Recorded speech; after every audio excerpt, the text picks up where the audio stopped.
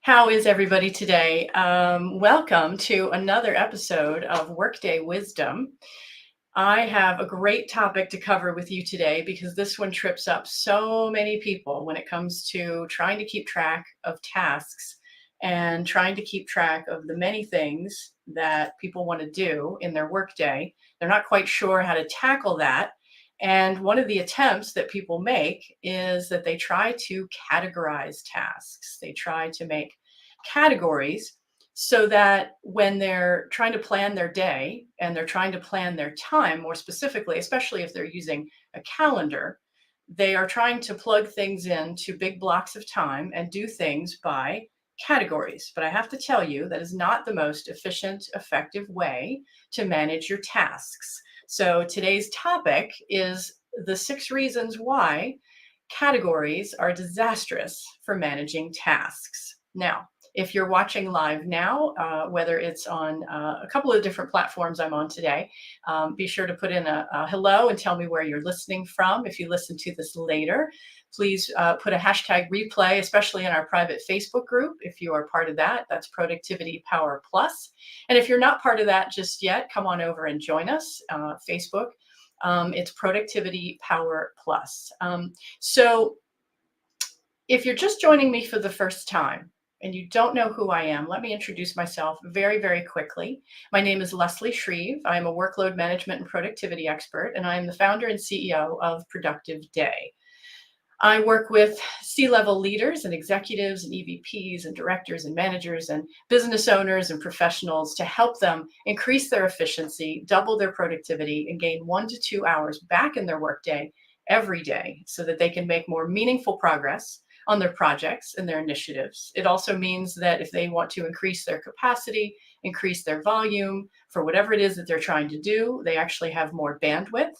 And on top of that, my clients go home without their laptop in most cases. They can spend more time with their family and their friends and on their hobbies or sports and fitness and anything they want to do with their time instead of trying to catch up on tasks and email, which is very stressful and aggravating and just hurts your health and hurts your sleep and hurts your mood. And we don't want anybody to be a cranky pants. So we really want to make sure that when we get things done, we're getting them done during the day, during the workday. Now, if you're working overtime or extra time because you love what you do and you just really want to get ahead, that's great. We all do that from time to time.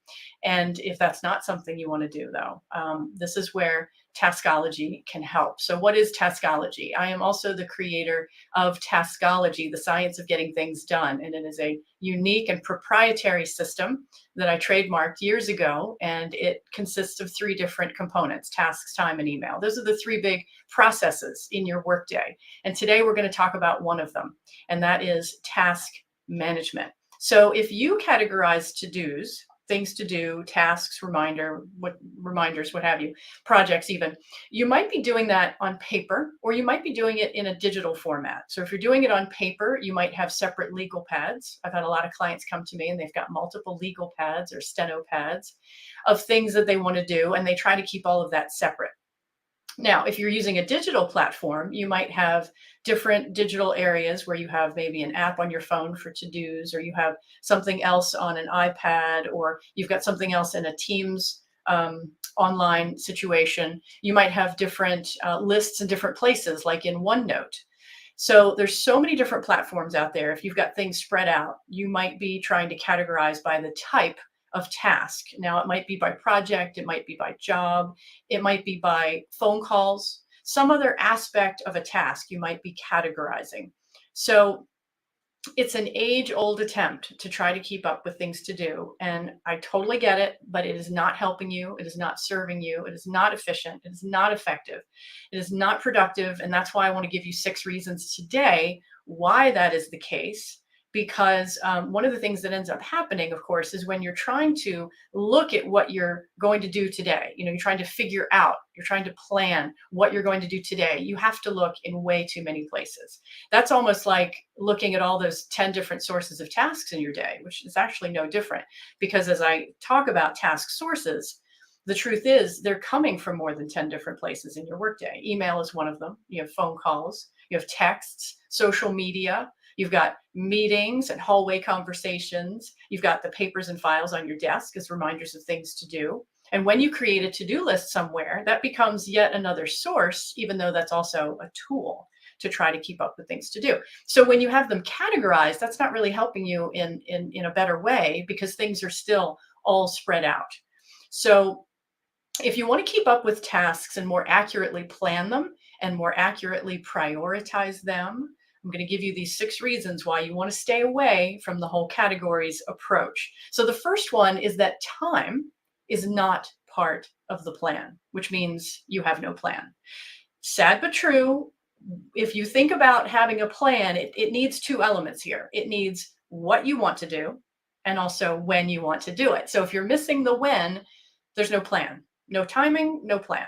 So without a sense of timing, you really only know what you want to do, but not any clue as to when you're going to take action. It's just a list. It's a list sitting somewhere, which means you're not prioritizing. So if there's no sense of timing, then you're not able to prioritizing. And when that happens, you're risking not getting the right tasks accomplished at the right times. So you're opening the door for errors and mistakes in judgment. So you may have noted something on a legal pad or in a digital app, and you categorized it, and it's beautiful, but things might have still slipped through the cracks. And this is one of the many reasons why. So you really need a plan, which includes timing, if you want to get your most important tasks accomplished at the right times and accomplished first. So if you want the most important ones to be accomplished sooner than later, this is one of those things you really need. So by date is really how you want to group your tasks. Number 2 is that time in your day is really being wasted. When you're reviewing to-do lists over and over and over again, and you're trying to figure out what to do, you're spending that time instead of actually getting things done. And that's a problem. So when you have tasks on too many lists, it makes it harder for you to determine what to do, where to go, where to turn next. And planning and prioritizing takes a heck of a lot longer than it really should. So that constant review is just a constant struggle to plan and prioritize. And the longer that takes, the less time you actually have for getting things done. So time is wasted. That's number 2, because again, you're looking in too many places. The number 3 reason why you want to avoid categories for tasks is that the task time connection is missing. So in taskology, the task time connection is the one way that we describe the whole too much to do, not enough time imbalance that's in your workday. So most people have this big bucket of things to do, big bucket, and this tiny little thimble of time. And the two just do not match up. They do not align. They are not in balance. And it is a constant struggle to figure out, I've got this much to do and this much time. So that task time connection has to be part of your task management process. Or else, once again, you're not getting the right things done at the right times and you're not getting the priorities accomplished first. So when things are spread out and categorized all in different places, you're missing that time component, yes, but you're not able to match up. So this is the connection I'm talking about. So it's not just that time is missing, which was reason number 1. This is that you're trying to balance, okay, let me look and see how much time I have on my calendar. I have this much time or this much time. And then this is how many tasks I'm trying to do. Until you can see your tasks all in one place for just that day, you're not able to make that connection. You're not able to bring those two into an alignment because it's almost like you're working in the dark. You've got a blindfold on because you're looking at your calendar and you have a sense of what you might be able to fit in there. But now you're checking 10 different places or 5 different places to see, okay, what can fit into that time frame. You're trying to take a piece of a task list and go, okay, well, I could fit that in here. But if you're not looking and you don't have total clarity of all of what you're trying to do, it can be a bit of a gamble. And so that task time connection is truly, truly important so that when you've got those tasks that you are going to tackle today, and you know those are the right ones to go after, it's much easier to make that task time connection. It's actually impossible when you categorize tasks. It's impossible to bridge that gap.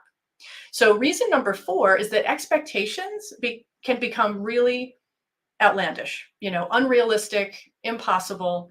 It's interesting because when clients tell me about the task lists that they have, and they might have it on paper, and they could have it in an Excel spreadsheet, or they might have it on a digital app when they come to me, and they say, every time I look at this particular legal pad of things to do, this is what I wanted to do today. Like, I've got to get it all done today.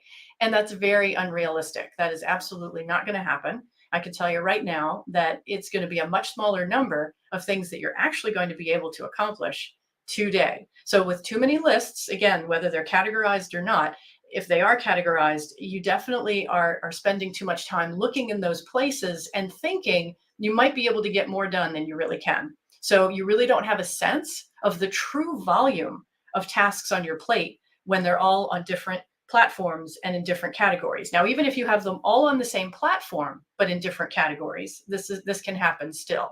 So let's say you have one big Excel spreadsheet and then everything is categorized, or maybe you have one legal pad and each page is a different category, or maybe you've got a digital app and you've got categories in there. And you might even be using Microsoft Outlook or Google or some other place where you can actually categorize your tasks. Absolutely.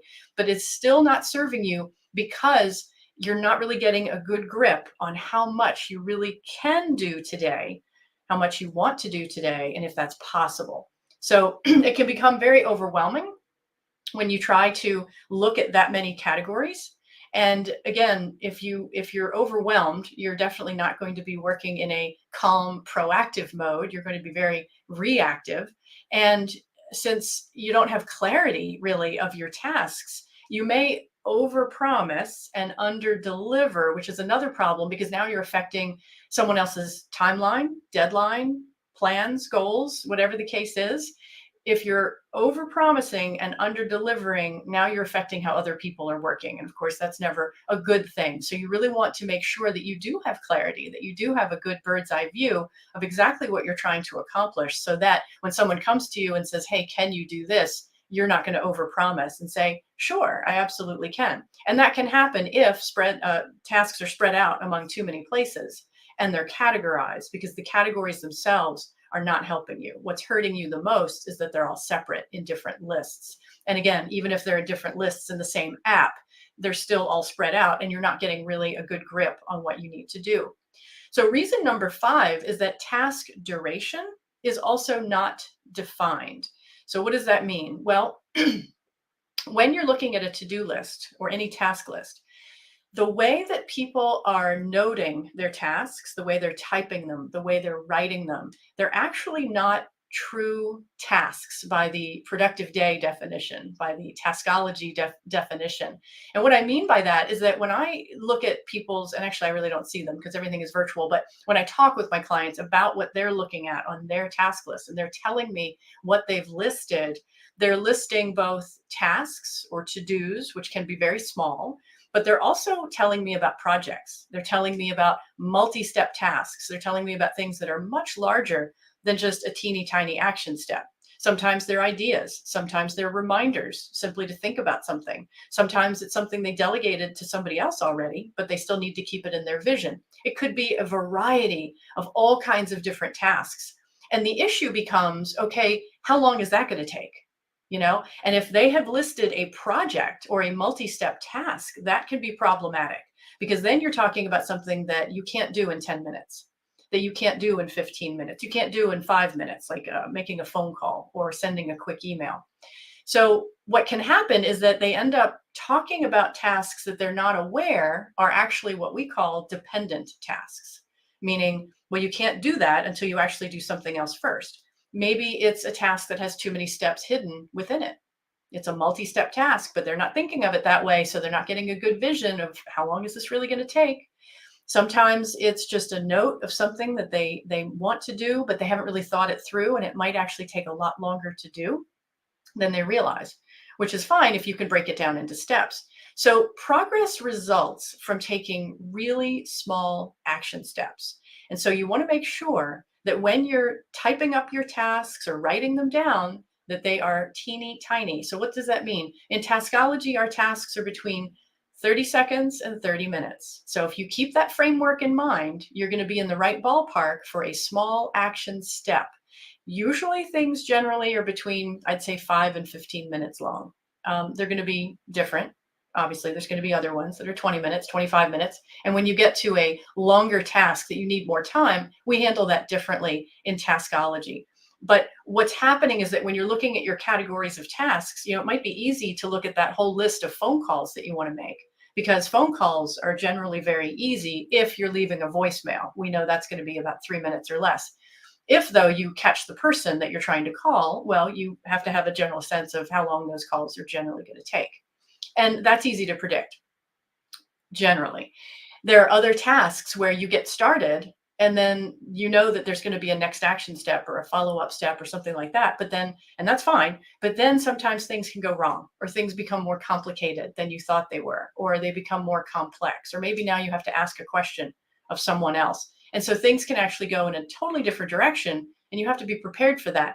Except in this case, when you're talking about planning and prioritizing tasks, it doesn't really matter what category they came from. What matters is, how long is it going to take? What's that task duration? And is it going to fit into my day? So task duration really, really matters. Excuse me. Now, reason number 6 is that we want to avoid categories for tasks and task management is that a task value is not defined. So when you categorize tasks by projects or jobs or departments, locations, where you're going to be or what kind of call it is or whatever, it's really just an exercise in organizing. And it's really not serving you at all when you're trying to plan and prioritize. Why? Because time is involved. I mentioned time a couple of times in reason number 1, when I said time is completely missing from the plan, which means it's not a plan. And number 3, which is that the task time connection is missing. And that means you're not matching up the volume of tasks you want to do in a day with the amount of time you have available to do those tasks. Excuse me. So if you can't easily determine how long the task is going to take, and you're not even sure of the value, which is what we're zeroing in on now, what is the value of the task? What is the outcome expected of the task? It doesn't really help you when you categorize it, because that's just putting a bunch of calls together. But what if you have a phone call that could be to a $1 million prospect versus a $10,000 prospect, or a $1 million client versus a different kind of client? Now, obviously, building relationships is good, so it doesn't matter the prospect or the client. But if you're trying to hit, a certain target or goal for your sales or your prospecting, or maybe you're raising money and not selling, it's all the same thing. If you're trying to hit a goal, then the value of the task is really going to matter. So the fact that you've got them all mingled in one category, but you're not really identifying the highest value tasks, that's where the problem lies, is that you're not really valuing the expected outcome, because some tasks are going to be a better use of your time than others. And so if they're just broken out by categories and you're trying to find those as you sift through all your different categories or lists, you're making it harder on yourself to actually figure out, where is my time best spent? What's the value of your time, and what is the value of that task? So the high value tasks, of course, should be planned sooner than later, and the lower value tasks should be planned out a bit farther. So you've got to take into account this sense of task value, task importance, and the sense of urgency as well. That all plays into this. So what should you do instead if you're getting away from categorizing your tasks? Because maybe historically you have tried to do that, and I'm saying get away from that because it's not serving you. What do you do instead? Well, you create that one central digital task list that I'm always talking about, because our Taskology task list brings that all together, excuse me, so that you have everything you need to do, have to do, want to do, even dream of doing, but not all in one day. It's all in one system, because this allows you to have a central digital inventory of all of your tasks, no matter where they came from. So no matter the source, or when you'll take action. And taking action is really the key. It's not about what the task is. Having a task category doesn't help you with when you're going to actually execute that task. It does not matter what kind of task it is. What matters is when you can do it and what's the expected value. So you want to make sure that you're referencing only one location for all tasks, and that's going to make it easier for you to more efficiently and effectively plan them and prioritize them, because it's when you get them all in the same bucket that you're seeing them, and then you can easily compare and contrast them and make smart decisions about how to spend your time. But when they're all spread out, you're just flying blind. And that makes it very difficult, if not impossible, to do, because then things are going to slip through the cracks. So get them all together on a digital platform, not on your phone, on your computer, please. Start there, because then you should be able to synchronize it with your phone. But when you work on a computer, you're going to have a much better feel and a better vision of what you've got on your plate. It's much easier to look at the information, move the information around, see task descriptions, and all of that. I mean, there are 6 essential elements that make a task a task. And so you've got to make sure that you're including as much detail as possible. So you're likely going to come up with a lot of, tasks and projects and reminders and all the things we've been talking about. Yes, but you have to determine which one of your major projects really should come first, on your task list. Then drill down and identify the very first or next action step. So first action step to get something started, or the next action step to keep something moving forward. Target a date of action for all of your tasks when you build this inventory. Our platform is Microsoft Outlook, but I don't use the default screens in Outlook, and I do not use the to-do list, so stay away from that if you're interested. In Taskology, it is proprietary because the columns get moved around, and I teach it in a very specific way. And that's why the methodology is specific. So, it's not by project and due date, because that's very project oriented. So we're trying to get away from that. And we use a task management approach, and hence the teeny tiny action steps. So make sure that when you list everything in there, that you've got it all in the smallest action step that you can come up with. My clients have anywhere from about 20 tasks to 100 on their list. And usually the average is 40 to 60 tasks. But they're not all for this week. They're not all for today. They're not even for the next 2 weeks. They are planned out on your calendar. So if you have a follow-up to do in December, great, get it on the task list, give it a targeted date of action. So you've got to have this central digital inventory. And if you don't, then everything is spread out. You're making it harder on yourself to actually keep up with everything you need to do. When you have it centralized, you'll have 100% clarity, 100% control of what you're trying to do, and 100% confidence that you're actually spending your time wisely on the things you really need to be doing, and doing first, not like in 2 weeks when you suddenly remember something you forgot.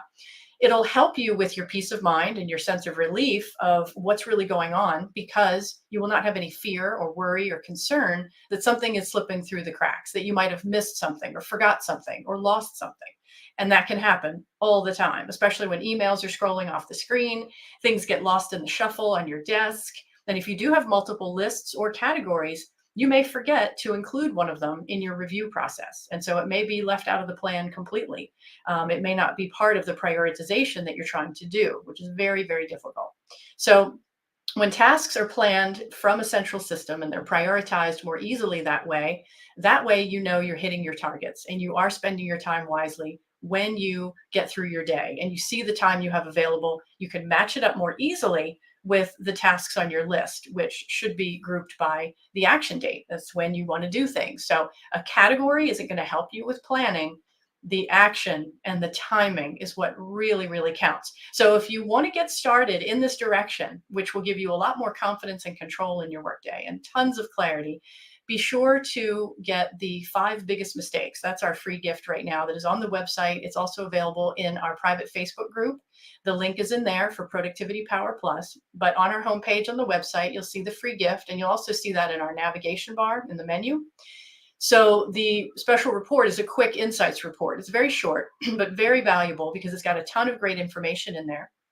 It's called the 5 biggest mistakes that professionals make when managing things to do, and 1 step to avoid them. I think it's 1 easy step, how to avoid them in 1 easy step or something like that.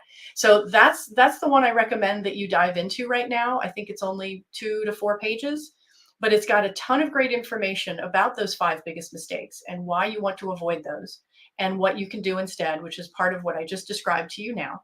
And you can get that again on our homepage on the website. And you can also get the link in our private Facebook group. So that is all for today. I hope that was helpful to you. For those of you who might be thinking about categorizing your tasks, or maybe you're already trying to categorize them in an attempt to keep up with them, which is understandable, just understand that it's not serving you and you really want to centralize them. So get them back in a central location, and that's going to make it easier for you to actually plan and prioritize them. So that's all for now. I hope you all have a wonderful, wonderful day. Make it a productive day, and I'll see you next time. Thanks, everybody.